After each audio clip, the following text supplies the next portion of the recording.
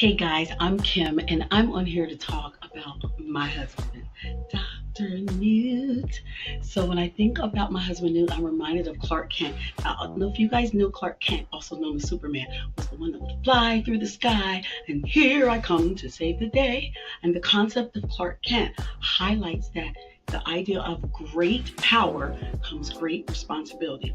Now, that was a cartoon for people who used to see a man who could promote positivity and care for people in the world or care for mankind. Now, no, Newt does not fly through the sky and save the day, but he fought through some brutal battles in his life, even helped me to raise 5 children and supported me as I returned back to college, worked to build his own legacy or the legacy that God gave him, and was still a very present father to our children. And today is a very present pop-up to about 14 and one on the way grand.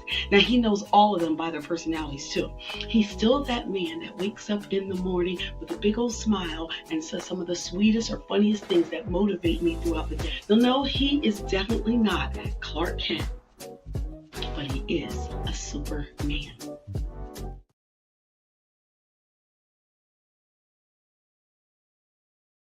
Hey, I'm Kim. And I'm Dr. New. And it's that time of year again For 28 Days of Love. And it's year 4, Newt. How about that? Year 4. We got a lineup for you. We have some new things. This is called the Healthy Marriage Series. Yes.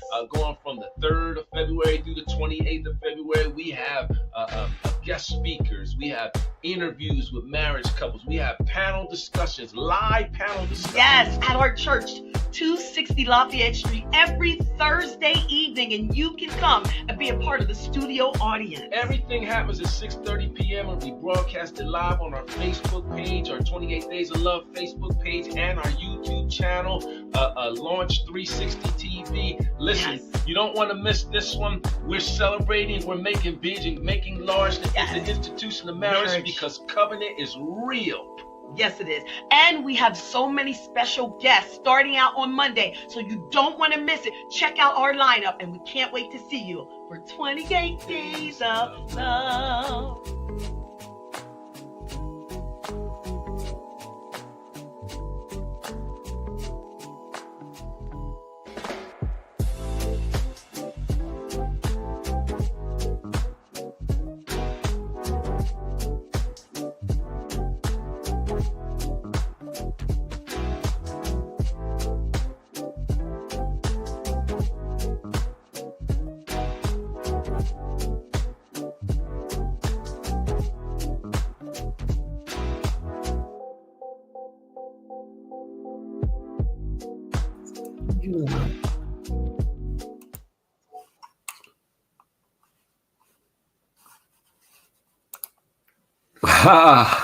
There we are, hey, Peter.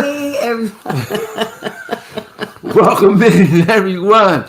Good evening. Yeah. Welcome into 28 Days of Love. Love.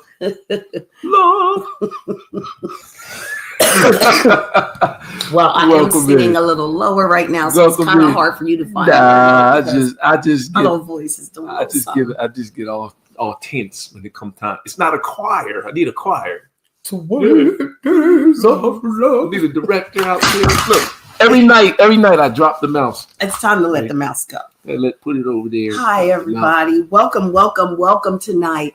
Tonight it's us, and it's day 4 of 28 Days of Love, and I hope you've enjoyed the first week thus far. Tomorrow is a big day. We're so excited about the panel.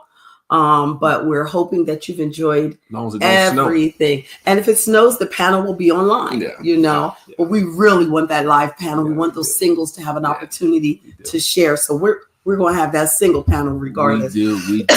I see Paige Morales is with us today. Paige. Good to see you. Nikki Davis.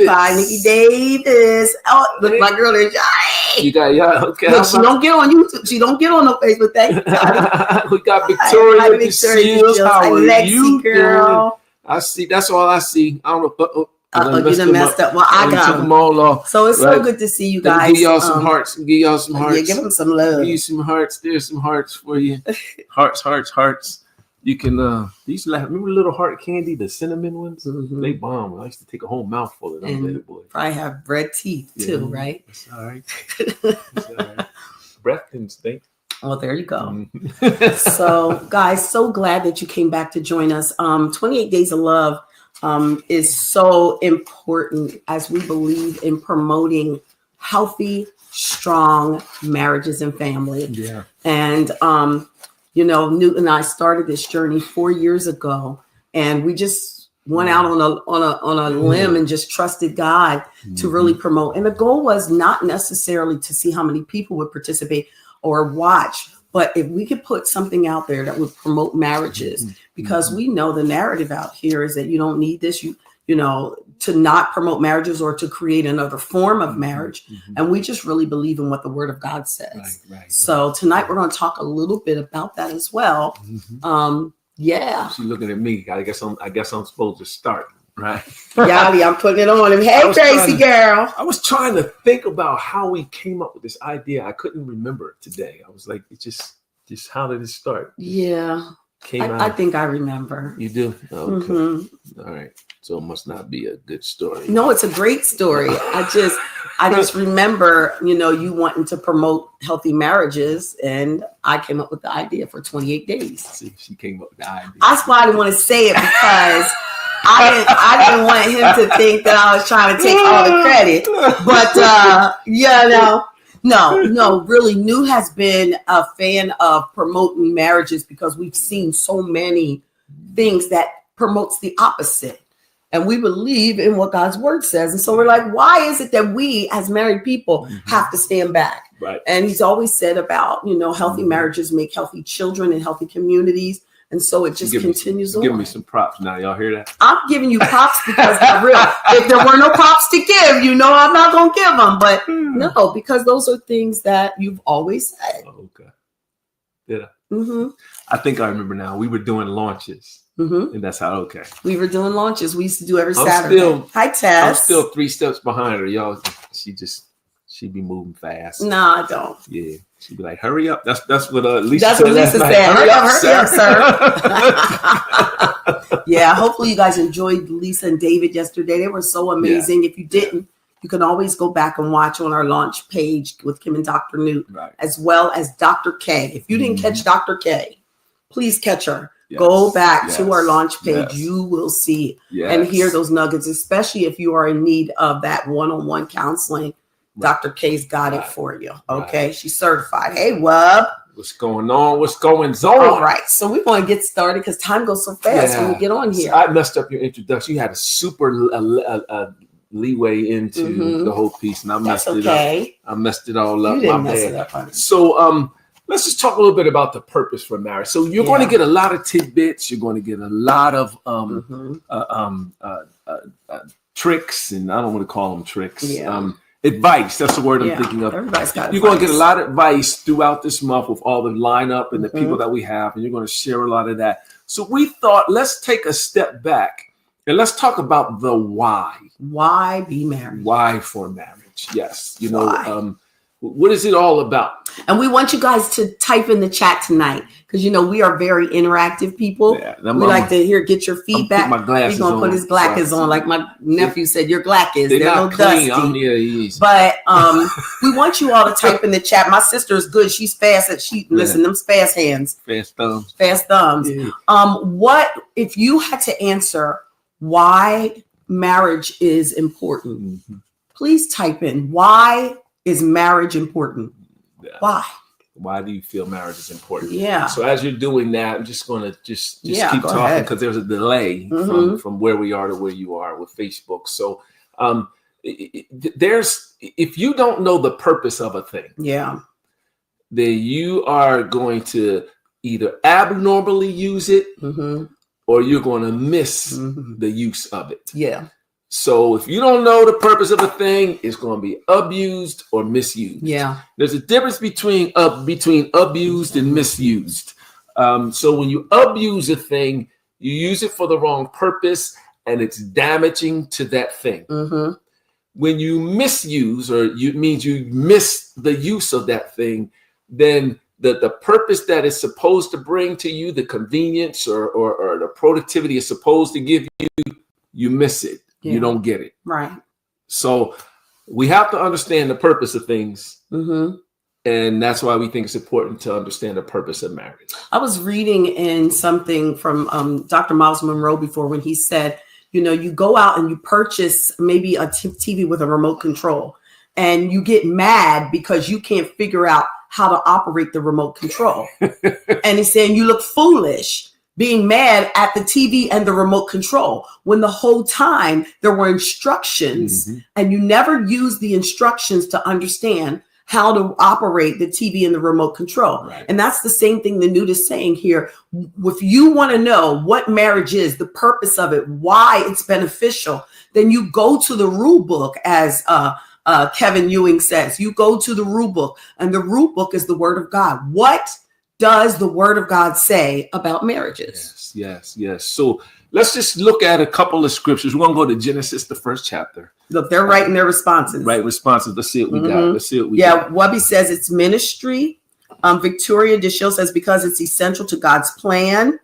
Tessa wrote the question. Wub says the original design, also the simple fact that God realized men should not be alone. Yeah, you guys are hitting on a lot of the points that definitely that we'll cover tonight. Right. But yeah, that men not be alone is a good thing. And Noodle will explain a little bit further. Look, I'm putting a lot of work on you tonight because I'm kind of battling with this chest thing. So I'm going to do the best I can. Victoria also said commission, crucifixion, and covenant. Big word, school word. Come on, Victoria Deshields Miller. She got school words. That's why she's on the panel, because she's a panelist, honey. So if we look at this purpose for marriage, the best place to look at, I believe, is in the beginning. So God first says some things in the beginning. It's called law first mention. Those things kind of follow through, for eternity. In Genesis, the first chapter, in that 26 through the 28th verse, around in that area, then God said, let us make man in our image, according to our likeness. And then what? Let them have dominion over all the fish of the sea, over the birds, over the air, over the cattle, over all the earth, and over every creeping thing that creeps on the earth.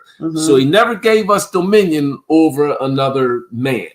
Another man or woman. So we want to keep that in safe. So never. When we think about the purpose of marriage, if we read down a little further, then it says, I believe the 28th verse, it says, and then he blessed them. And he said to them, be fruitful, multiply, fill the earth, and subdue it. So be fruitful, multiply, replenish, depending on what version you're reading, and subdue it and have dominion. And then it repeats it all over again. Right. So if we want to hear the purpose of marriage, first it said, let us make man in our image. Male and female made he them. Right. So he made male and female in his image.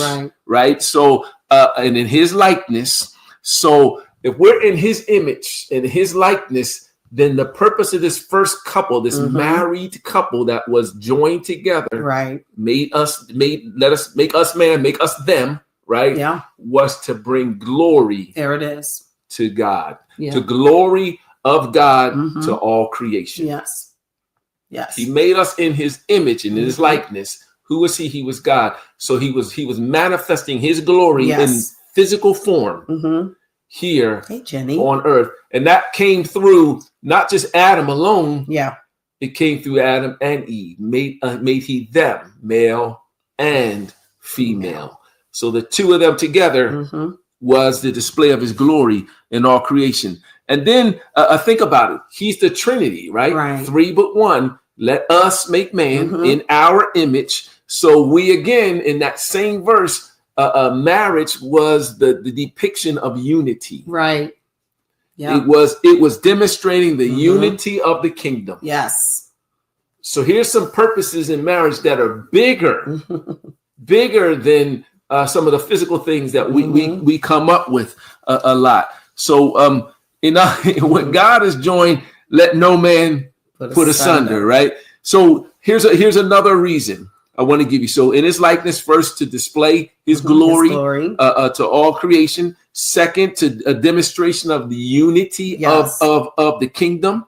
And the third one is to establish and build his kingdom. Yes. Establish and build his kingdom.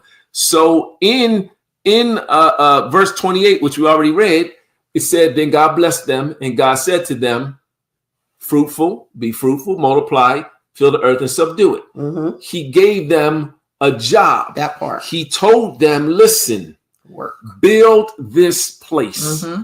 be fruitful, multiply it, make it larger. Mm-hmm. I want you to keep it full and subdue it, rule over it, use it as a footstool to move. So he's telling us, build the kingdom. Build the kingdom. But he wasn't talking to just Adam or just Eve. That's good. It was made he them. Mm-hmm. Let us make man in our image, made he them, male and female. So that unity together.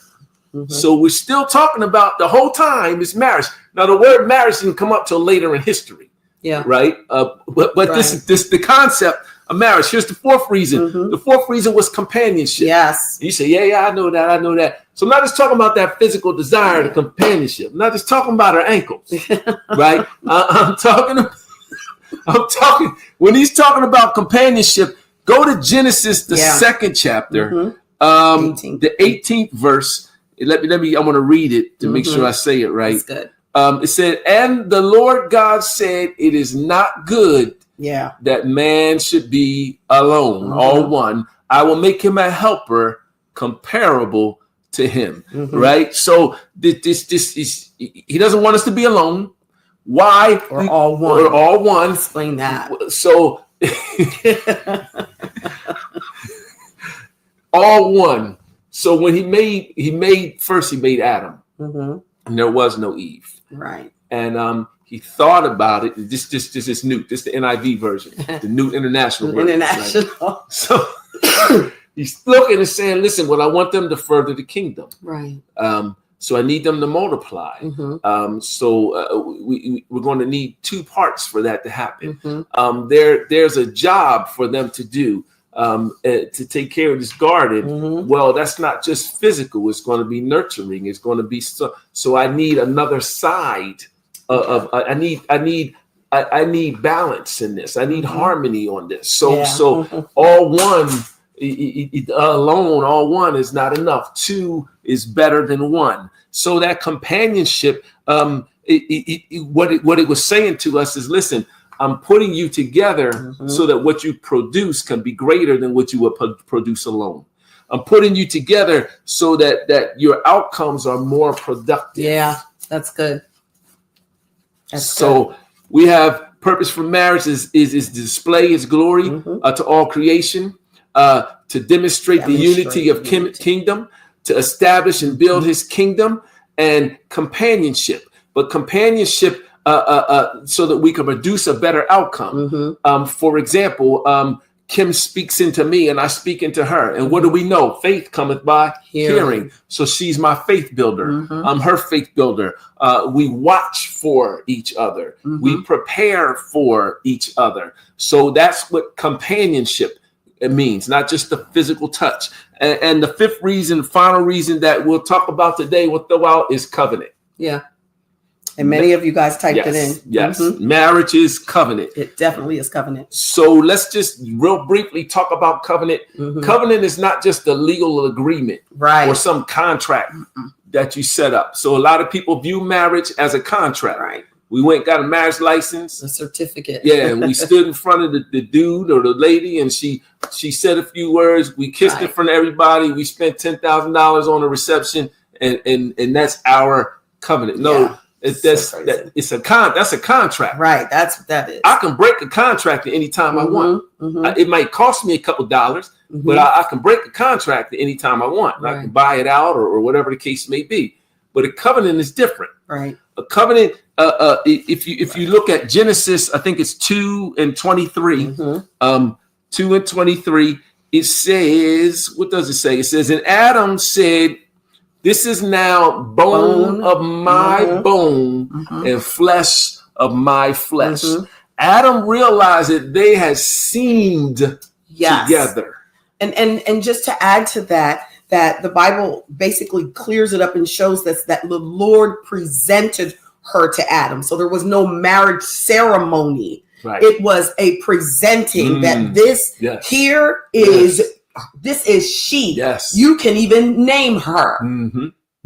This is it. I presented her. I made her and I presented her to him. Right. I presented the union to him. Here it is. Here it is. And she was called Whoa Man. Whoa Man. He woke up, saw her, he was like, whoa, man. What we got here? No. Whoa, man with a womb. Man with a womb. And we could talk about the womb and stuff later as the nurturer. But this is now bone of my bone, flesh of my flesh. And then if you go down to the 24th verse, so that talks about the seeming together. You go down to the 24th verse, what did it say? And they were and therefore man shall do what? Leave his father and mother and be joined to his wife, and they shall become one flesh. Just side note, it never says she left her mother and father. Catch that. Right. Never said that. Extremely important. Never said that. There's a couple of reasons for that. One of the reasons is because that's what you become. You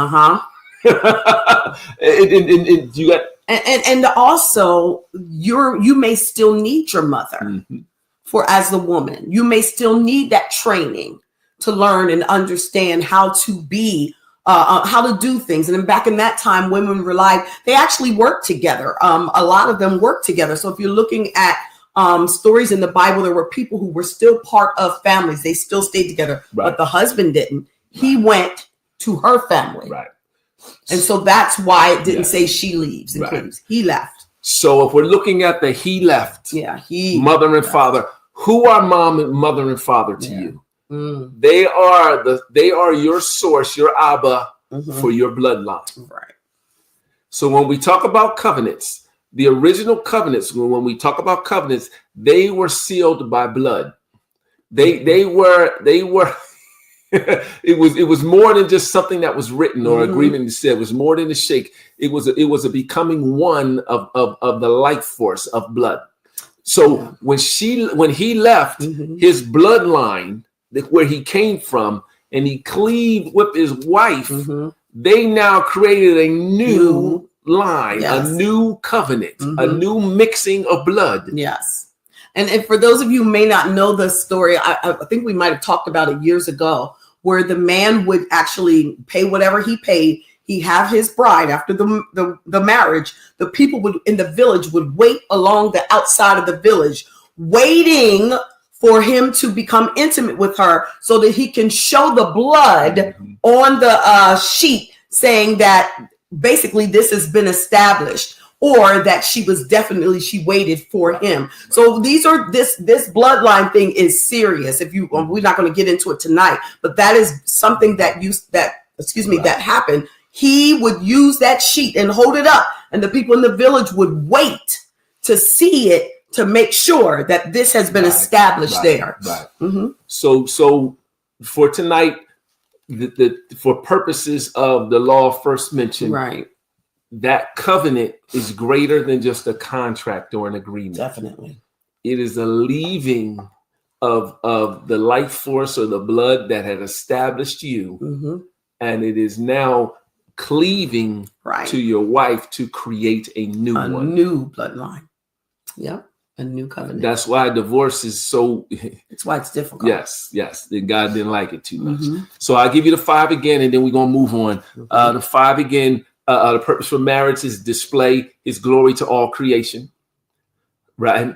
To demonstrate the unity of the kingdom, to establish and build his kingdom, be fruitful, multiply, companionship, not good for one to be alone, 2 are better than one, we can get a better outcome together. And the 5th one is covenant. It's not just a contract. It is a mixing, a creating of a new bloodline. So those are the 5 purposes for marriage. Yeah. I thought you. So let's talk a little. Yeah, I was trying to type what you said. New mixing of bloodline. I want to make sure I put it in. The next thing then is who's a candidate for marriage?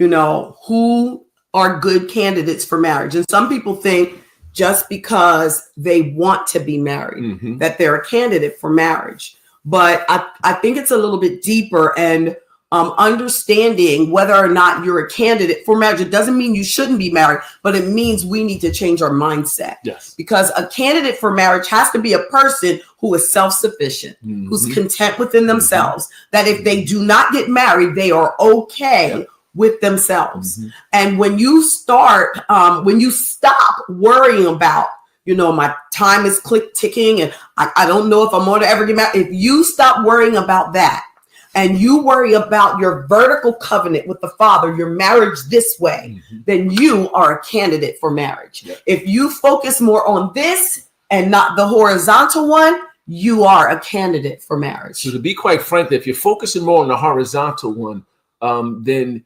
you're probably attracting individuals for the wrong reason. I'm either attracting you because of my career or potential to make dollars, or I'm good with kids, or you're attracting me because of your ankles, or whatever the case may be. But if that's your focus, your law of magnetism, that's what you'll attract. And I'm guaranteeing you that those things are going to change. They're going to change. Tomorrow, something can happen to income, or physical appearance, or whatever the case may be. So it's important for you to understand that a candidate for marriage is not about, how long your lashes can be, right? Or whether you have the newest watch, right? Those things are nice, but they don't make marriages. No. They can break them, though. The other thing you want to be very careful with, if you're looking to be married, or if you're about to be married or whatever, if in fact that person is relying on you for everything, everything, they can't stand on their own 2 feet.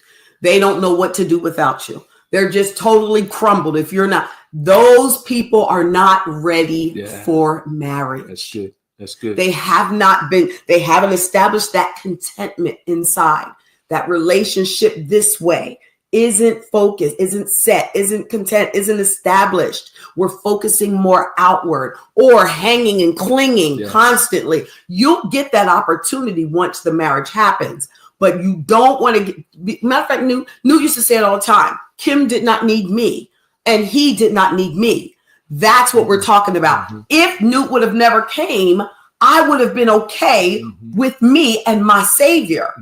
That would have been just fine until the Lord did whatever he was going to do. Right. That's what makes you a good candidate for marriage. And in essence, in our reality, to someone who's productive, Michelle, that's attractive. That's attractive. That is attractive. So, and I know we're kind of veering off a little bit here, but it always worries me or concerns me when I meet people or see people, female or male, and they're always talking about their problem, their issue, that last relationship. And what happens now is they're talking about their needs and their woe is me. And you got another person who has that same woe is me need. So now you got the two woe is me needed people. Now you got whoa who've attracted each other. Law of magnetism. They've attracted each other. Now you got two, like Kim said, you got woe squared in the same place, now with the same needs, drawing that same woe out of each other. And it just keeps getting larger and larger and larger. Magnifies. There's no end to it, until deliverance, somebody speaks into it or some type of catastrophe happens. So it's very, very important that as a candidate for marriage, that you, and I'm going to say this to men, let me come in the back door. So the first thing God gave us, this is good, was presence. He gave us presence. He put us in the garden, in Eden, in his presence. The second thing he did after he put us in presence is he gave us identity. He made us in his image and in his likeness. After that, He told them, till the garden, take care of the land. Gave us a job, a work to do. Mm-hmm. Be fruitful, multiply, replenish, subdue. He gave that to us, right? And he gave Adam Eve. So you got to read the second chapter of Genesis. Say them again, second babe. through the fourth. So the first thing he gave us was presence. Put us in the garden. Next thing he gave was identity. Made us in his image and likeness. And then he said, listen, take care of this garden, name everything, do all the stuff you got to do. Not good to be alone. Then he gave us Eve. Mm-hmm. Presence, identity, work, companionship. Mm. In that order. So what does that mean? As men, This is so good. I'm telling men this, but women, you need to hear You this need to too. be aware of this. A man should not get a woman until he's doing his work, Mm-hmm. Not his job. not his job, his work, what he's been commanded to, assigned to do, formed to do. If he's not operating in that purpose. in some way, In purpose. Mm-hmm. and he's not fully baked, he's not mature, He's not a candidate. he has no mission, Mm-hmm. so there's nothing for you to be submissive to. Marriage is not on his plate yet. Yeah. And you can't get him there. No. That is not your job. Mm-mm. You're not equipped to do that. Mm-mm. I'm trying to look right in the camera Yeah. and say it to you. That's Presence, identity, who I am, what I am, why I'm here. And here's what I want you to do with it. Work. Mhm.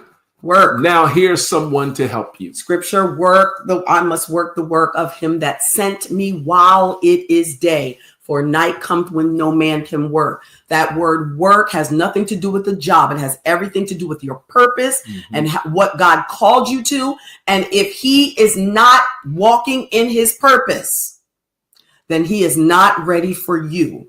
On some level. On some look what it On some after level. he gave him work, then he gave him Eve.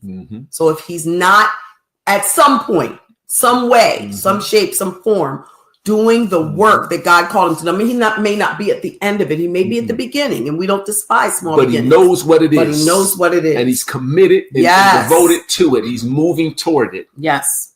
If he's not, then he has nothing for you to do. Yeah. He has nothing for you to do. Stay home with mom and dad. Until he's ready. He's not able to leave Mm-mm. because he doesn't have a strength. He Mm-mm. doesn't have direction. Mm-mm. His purpose is not fit. So he's haphazard. A man has to have work. And I don't want to divert the conversation, It's good. but a man has to have work. If we are not operating in our work, we are unfulfilled. And if we are That's for men. unfulfilled, then we are dangerous to you. Yeah. Because that unfulfillment is going to come out on whatever's closest to us, Yes. whatever we see is weaker than us, depending on the individual, self-medication, Yeah. Some kind of abuse. promiscuous, some kind of misabuse or abuse of something Yeah. or someone. If we are not operating our work, we are unfulfilled. We are haphazard. And many of you, I'm sure you know this, you might have seen them start the bottle where they out all the time drinking, or they're cheating, or they're verbally disrespectful to you. And it's really because they are unfulfilled. It sucks. And so I'm not saying that they're trying to harm you on purpose. The problem is that they have not figured out what it is that they're supposed to do. Right. So instead of being angry with them, let them figure it out. So if you haven't gotten married yet and you see that in the young wait. man, don't put yourself in that line of Don't fire. do it. Don't. The wisdom is yelling out in the street. Don't do it. Yes. Hold up. Wait a minute. And Give him the opportunity to grow. he might look good and all that stuff, and you might have known each other for all these years. But if he's not it, he's not it. You've dodged the bullet. Yeah. And I don't say that. I don't mean to sound harsh. I love that, Mike. Same. Mike Capo. When men are unfulfilled, they become insecure. Exactly. That's it, Mike. Exactly. That's it. So we have to have work. It is the order. Purpose. It's we read it to you. It's in there. He put us in the garden, gave us identity in the garden, told us to take care of the garden, work. Then Eve came. In that order. Yes. God's intentional, right? Right? Exactly. So that's the order. Yes. That's the order. I'm sorry. No, you're fine. No, that's good. I mean, I know we kind of veered off a bit, but this is good because honestly, in order to make sure that the right candidates, people who are ready for marriage, you need to understand what this looks like. And for women, the exact same thing that I said. And so let me just not, let me make sure I say this, that people are born with that in them already to be a husband or wife. But until they understand who they are or what God has called them to, then they're not ready. And women, the same thing for you. If all of your hopes are on what he's going to do for you, then you aren't ready either. Because insecurity happens not just on men, but even on women. And then you'll be looking at everyone he talks to, looks at, mentions, and you will think that he is choosing them over you. So insecurity will be there with you. You're wondering, what's he doing at work? What's he saying? Who's he looking at? Checking his phone. This was what will happen when you are not secure. And sometimes that happens because we were in past relationships. We bring it into this next one. Yeah. So if you're not make sure, I think Dr. K talked about it. Go on a journey of healing. Deal with those things first. Save yourself from a lot of heartache and pain. At the very least, to piggybacking off of Kim, at the very least, and I'm going to use our story, my story. So this is our second marriage. My first marriage didn't work out so well. There was some infidelity in that marriage. It wasn't on my part, right? So there's some hurt, there's some scar that comes from that when that takes care. I'm saying right like I know that happened. Well, you do. I told you. I'm not saying right. But so when Kim and when I'm realizing, this could be something, I never did a healing journey. I didn't do a healing journey yet. So at the very least, know how to see those things in that person. Absolutely. So I was listening and talking, asking Kim questions on purpose. Yes. Watching and seeing what her character was. Because if her character was such that she cared about herself so much that she wouldn't put herself in one of those situations, I could trust that. Right. Because I had come from a painful thing. So I hadn't done a healing journey yet, which Dr. saying we need to do that. And maybe I should have done that first, right? And we could have avoided some other problems that we had. But at the very least, be honest and throw out the litmus test, throw out the, check the character. Yeah, he did. He asked me a lot of questions and I asked him a lot of questions. He wanted to know about my hopes, my dreams, my aspirations. He wanted to know if I wanted more children. He asked me a bunch of questions and I was asking him too. And I watched his body language.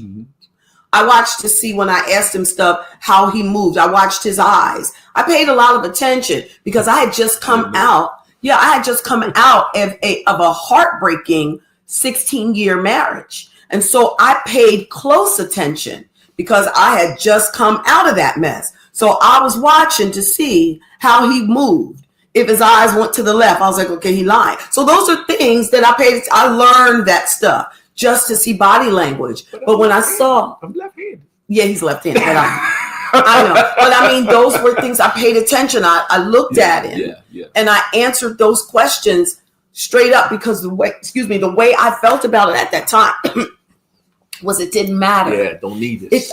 We don't need each other. And I was in the same space. He was in the same space because I'm good. I had my job. I had my home. I had my children. I was good. He was good. I was starting over. Right. So it was, we were good. So we didn't need each other. So I want to say this because sometimes women, we look at ourselves so low that we don't realize our value. Yeah. And that can happen from things that happened, traumatic things that happened in our past. But here's what I want to say. My sister, who I love, Michelle, she mentioned she wished she would have heard this 20 years ago. But I say, Michelle, this is the right time. And let me tell you why. Because maybe 20 years ago, you wouldn't have been able to receive it. Yeah. And so today is the perfect time. That means God has planned for you. of what's to come. So I want to say this, had someone have been talking to me years ago, I don't know if I would have been able to receive it, because in my mind, I had this picket fence with a husband and three children. We didn't. No, I'm talking about before I met you. Okay. And so this is my mindset. I thought that I had it all laid out, and I didn't. So when I met Newt, now this is what we are. We're doing conversation, and we are asking questions and answering them honestly. And that's how we were okay. But even in that, I still didn't want to hear what anyone else had. I'm just saying this for your benefits, because her grandfather came to us. He did, Poppy. And he said, it's too soon. He did. You know? He did. And I got my butt on my shoulders. You know, I don't remember what I said, but I felt a certain way. I might not have said anything. But he said, just wait a while. Yeah. He was right. We should have waited a while. He was right. Maybe we could have avoided some of the heartache we had. Yes. So that's what we're going to lead into the next part. That even after the marriage, there's work. Yes. So if you work on yourself before the marriage, you cut down some of the hard work that you have during the marriage. Right. So Newt and I have spent, I guess the past 10, 12 years just giving people information, truth, making it very raw, no matter how we look, because we are solid here. But we make it very, very raw to let you know there's work before. But if you marry, the work after, just get ready. It's going to be some work, but it does not stop. And even if you do the work before, there's still work after. Yeah. So we read it to you today. Leave and cleaves to his wife, and they become. That is the work. A present perfect tense word which doesn't stop. Yes. They become. So it's ever evolving. Yes. Ever evolving. So I say this a lot. I know it sounds cliche, but there's more about Kim that I learned more about her the longer we're together. Yes. And me too. And on top of that, we're still developing as human beings. Yes. So the Newt that Kim married even 10 years ago is not the Newt that I am today.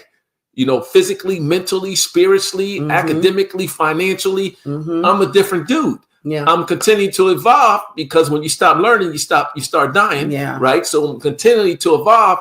So there's always hopefully a surprise in the package. Right. You know, and that's the beauty of it. Yes, and that's the beauty of marriage. That's how to look at every day is like an adventure. You know, well, let's do this. We never did it. Or something new, you know, or like, oh, I never even knew that about you, or I didn't know that about you. Right.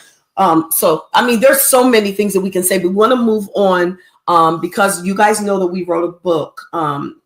We wrote a book and then we redid it years ago. And we try to give this to couples, people who are considering marriage, or people who are already married, or people who are just like, I just want to learn a little bit about marriage. And there's an activity book, a workbook that we have with an activity in it.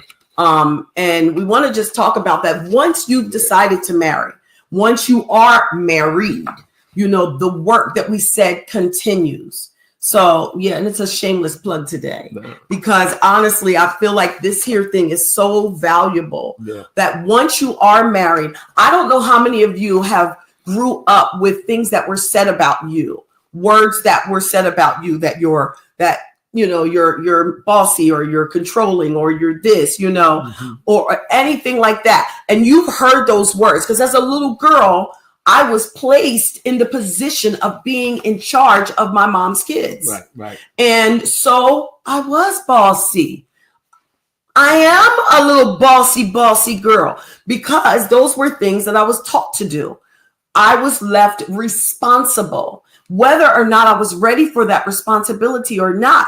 So what happens is, when you don't understand what it means, you abuse or misuse it. So those are things that happened as a child for me. So when I grew up, people started to say, she's this, she's that.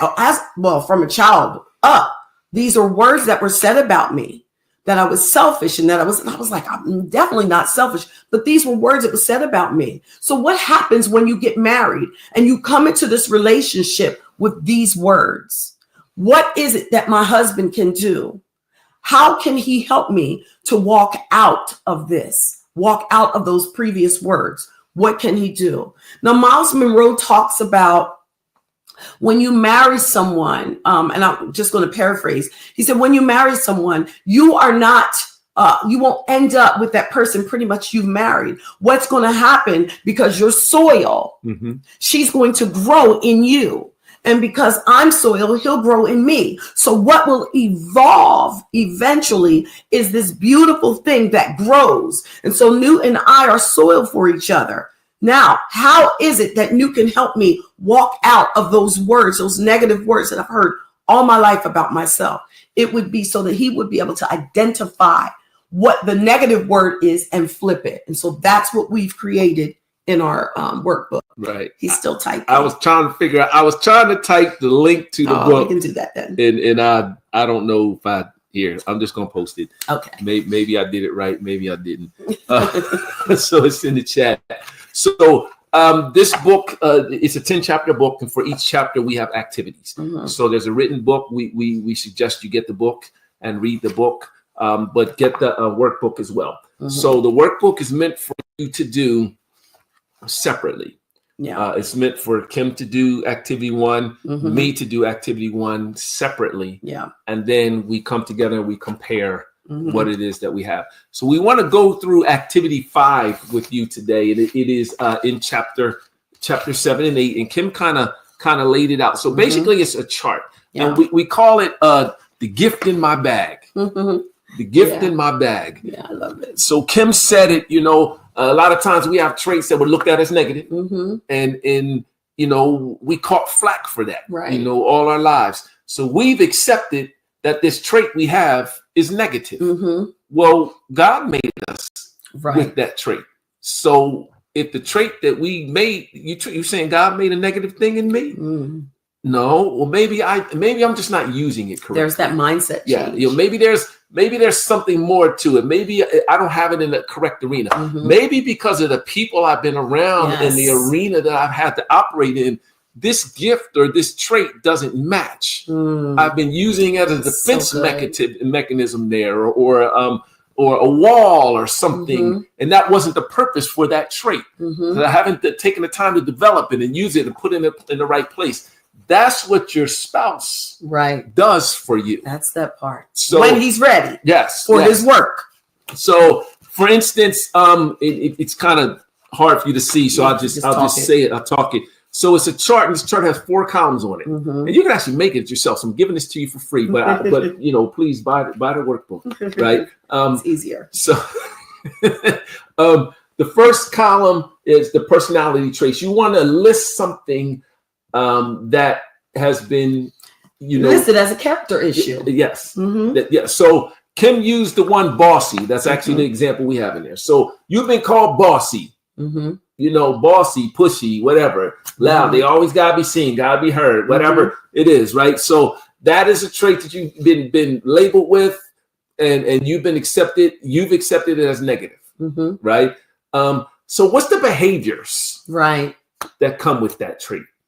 Well, they called you bossy. Well, maybe the behavior is, and you need to write that down. The behavior is, I'm controlling. So that's what they said. Yeah, that's what they said. I try to control everything and make it go my way. Right. So that's the behavior. You write that down in column 2. And then in column 3, you want to have a shift to a positive perspective. That part. So you're taking that personality trait that's been looked at as negative, you want to shift that now to a positive perspective. So that's where you have to sit and introspect.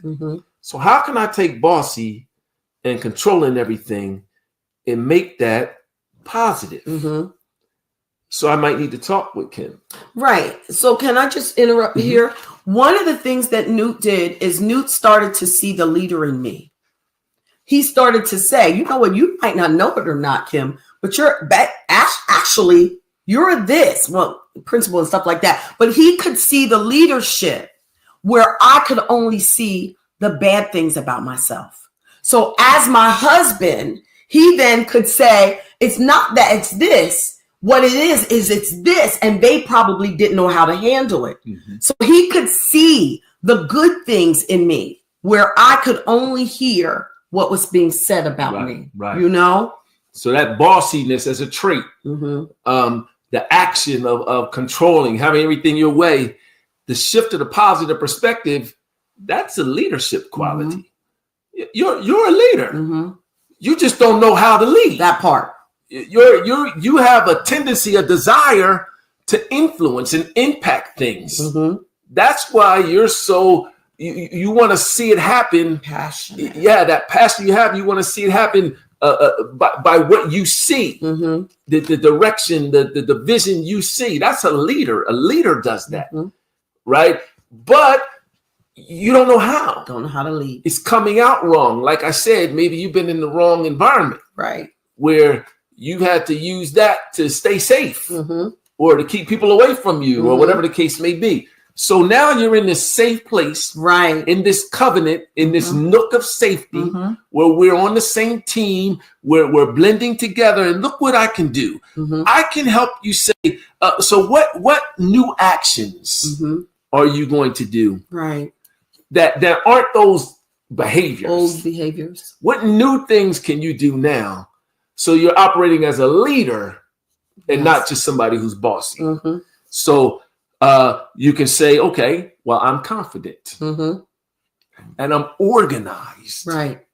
So when I'm approaching a task, I lay it out. I put it in steps because I'm confident and I'm organized. And I usually know exactly what I need to ask from others to do in order to help accomplish that task. So that's what I do. And that's what I'm going to do. I'm going to be a leader and I'm not going to be bossy. So we have that activity in here. So we just pick one. Right. You can do several personality traits with one another. We called them that because there were so many, over the years, just talking to people, there were so many negative things that were said about people growing up, you, me. I mean, if we start naming them, my goodness, I'm sure you could probably put a bunch in the chat of things that were said about you, but perhaps you just did not know who you were. And so there is where the work came in for Newt after the marriage. So we talked about in the beginning, what is marriage? What's the benefits? Why is marriage important? What did God intend from the very beginning? Am I a candidate to be married? What things do I need to have? How should I walk? What does this look like? And then once I am married, how is there still work afterwards? Yes. The things that I see about me that may not be so good. My husband, who now loves me, who is in covenant with me, is doing his work, fulfilling his purpose, even in me, and me doing the same for him. So, excuse me, I just believe that if once we have information, yes, then people grow and they don't sink. Because if I can just say this, I always saw myself in the basement. I always saw myself beneath everyone else. And I always saw myself as not as important. Everybody else was on the next floor. I was in the basement. And in my mindset, I would never be good enough. But it just seemed like God had something else planned and intended for me. Because I was okay with just being here, even though it was in the basement. The Lord then pulled me out of that situation and taught me who I was in him. That's why I was content. That's why I was a candidate for marriage. And that's why I was able to walk in this relationship and knew as my spouse. Now I'm using him. He hasn't talked about me doing it yet because I'm doing lots of talking. But he was able to do the work that God had given him to show me good things about myself, so then I could physically come out of that basement in my, well, not physically, but spiritually come out of that basement and see who I was, I don't know. So one of the things you have to understand, feelings about yourself, and I'm kind of shifting a little bit. If you have low self-esteem, low self-image, your psyche about yourself has been damaged or traumatic situations have occurred, abuse, neglect, rejection, things of that sort. Those scars are in you, and your development stops when those things happened. So if that happened to you as a little boy, little girl, then developmentally, a portion of you is still there, right? So what you've learned to do over years is to compensate That's part. for that deficiency or for that issue so that you're not seen. Right. That's not how people see you, even though that's what you think and feel about yourself. You've done very good at projecting so people see others. So when I teach teachers about dealing with potential students are very good at putting a wall up. Yeah. We could put a wall up and bring it down at will. So that, and the wall is like a one-sided mirror. Yeah. I can see you, but you can't see me. The only thing you can see is what I want you to see of me. So you really don't know what's going on in me. And that's my survival skill. Right. That's how I survive. And I'm talking about college. I'm a college professor in this college environment because I'm not from there. Right. I'm from the, from around the way. And that's not how they act. So I got to survive here. I can't let you really see me. So we do the same thing in our relationships. So Kim talked about how she felt about herself, but no one would believe her if they knew her because she did a very good job at projecting what she wanted you to see so she could stay safe. Yes. So those are the things we got to break down in our marriage relationships. And I have to trust you at some point and let you pull down the glass wall and let you see me. Right. So you can speak into me. Right. And you can tell me those things that I thought were bad. They called me Bad Little Newt. Yeah, here we go. Growing up. They called me Bad Little Newt in the community where I grew up. All the adults. Every single adult. And I'm not lying. Kim knows. I showed up. Me and Newt went somewhere. Years later, he's grown. We've been married many years. Yeah. And all they kept saying was, oh, that was Bad Little Newt. You married Bad Little. And I was 50-something. 50-some years. And I said to him, why are these people still today? Bad Little Newt, that's what they called me. So my behaviors that went along with that, I was inquisitive. I would get into things. I was like Dennis the Menace. I would want to see how it works. I'll take it apart. I'll say, so those were the things that were my behaviors.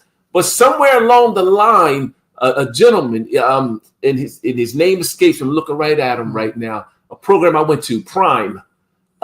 He began to tell me, you did those things because you're an engineer. You want to see how everything works. You want to take it apart. You want to understand it. And when someone doesn't do that, you don't respect them. Now we got to work on that. So he began to tell me why he saw the things I was doing. I wasn't bad in his. I wanted to know. Right. And then it was okay. So we need to get some training so you can operate in that vein. Engineers don't live in that place where you are. Engineers don't play on those fields. They play over here. Right. So I'm using that as an example. Yeah. Later in life, Kim, some same things, inside me, spoken to some things in me that I couldn't see about myself. I remember her grabbing my face a couple times. And telling me you are such and such. So that was the activity we gave you today. I'm rambling now, but that was the activity. If you want to grab the book, it's activity number 5. Or if you didn't really catch it, inbox me. I'll explain it to you again. But you want to take those negative things that have been coined as negative in your life. Call them out. You want to then identify the behaviors that you do or that people see that define it as a negative trait. Right. Then you want to take that and you want to flip the script. You want to do what's called a cognitive shift. This is the image. This is the image and likeness of God that's in you. You can take a thing and name it what it is. Who was it? Oh man, and I can't think of the father who had the son and who had the mother. Had the baby that died. She died in childbirth. Yes. And they named the son something, son of my sorrows. Yes. Benjamin. Yes. And he said, no. The father came in and said, I don't care what they named him. His name's going to be, and named him something different that meant something positive. That's who you are. You're the father. You're in his image. And it's like this right now. You can rename the things in you. Yes. You and work with your wife, your husband to rename those things in you. So now it's a positive trait. Right. And then you list the things that you're going to do with that positive trait. Mm-hmm. Because it wasn't negative from the beginning. Yeah, it was just didn't understand it. It was misplaced, misused, and abnormally used. Mm-hmm. So we hit a whole lot today. We wanted to talk about marriage. We wanted to go in and talk about candidates. And we wanted you to know that after you get married, the work doesn't stop. There are things that we have to do to make sure that we are healthy.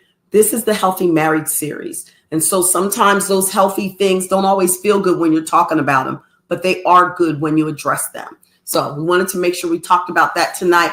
I know you got something. I believe that today, the Lord showed you some things that you want to work on, or that you need to work on, or things that you should consider. Go ahead and consider them. Even if they feel a little uncomfortable, it's going to be good for you later. Yeah. I'm just going to throw up a couple of comments. Is that all right? Yes. Victoria says, I had to read it from here. So I have my glasses on. Mm-hmm. If you don't embrace those things in you, of you rising to the surface and prepare for them, then they're going to arise anyway. Yes, they will. It's going to test your commitment to inward renewal of your mind, spiritually and physically. Absolutely. And if it's testing you, it's testing your husband, it's testing your wife. But they are oftentimes your way out. Mm-hmm. Oftentimes your way out. I don't know. You see any more that you wanted to? No. Just something that Newt said before we go. Newt had said that. Oh man, I forgot just that quick. See, that's what happens when you turn 60. I can't remember. You said something. Yeah, maybe tomorrow. I'll remember tomorrow. Okay. Well, listen, I don't know how to kind of end this except to just kind of end it. Thank you for logging on with us, hanging on with us. Tomorrow night, we are supposed to have a singles panel live at Generations Worship Center. It is at 260 Lafayette Street here in York, Pennsylvania. But I believe there's a snow forecast. So we don't know what's going to happen. So we'll keep posting throughout the day. If you can come out live to that what's it called, panel. Mm-hmm. And if we don't have It'll be a live studio audience. If we don't have it live, we're going to have it anyway. We'll just have it online. We'll just have the little Brady Bunch panels up on the screen. But either way, thank you for logging in, hanging in, jumping in with us for 28 Days of Love. Hopefully you grab some things that will keep you pushing. Till next. If you have any questions for us, feel free to inbox us or go ahead and put post in the chat. We'll answer them. Yeah, especially if you're on the 28 Days of Love page. Post them in the chat. That'll be valuable for others. Other than that, that's it. I'm good to go. Listen, make it a great evening. Get some rest. Love you guys. I really love you. See you here tomorrow. I need to make sure I have an overlay here. I want to put Airstrike on. All right, we love you guys. Bye, Trina. We'll talk to you tomorrow.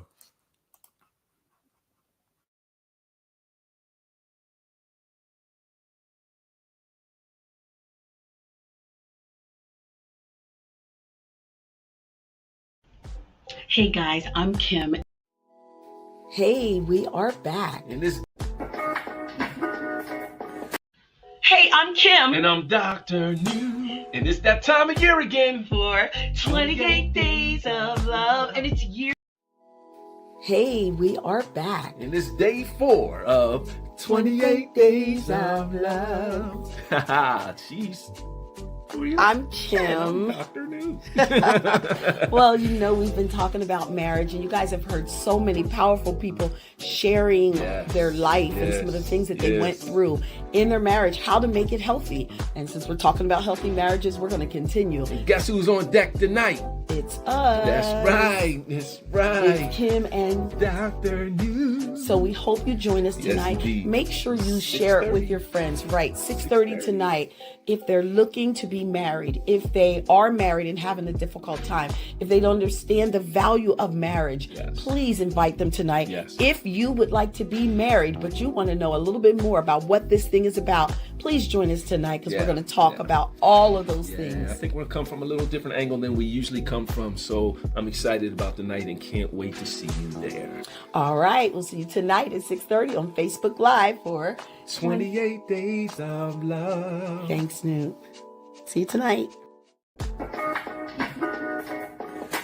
Life is worth the living, and it's time for your new beginning. You must propel to where he's calling you. Don't despise small beginnings. Trust in God and you're always winning. It's time for you to launch to the place you're destined to. Come on and launch, 'cause it's time to launch. Welcome to Launch with Kim and Dr. Newt. Come on and launch, 'cause it's time to launch. Welcome to Launch with Kim and Dr. Newt.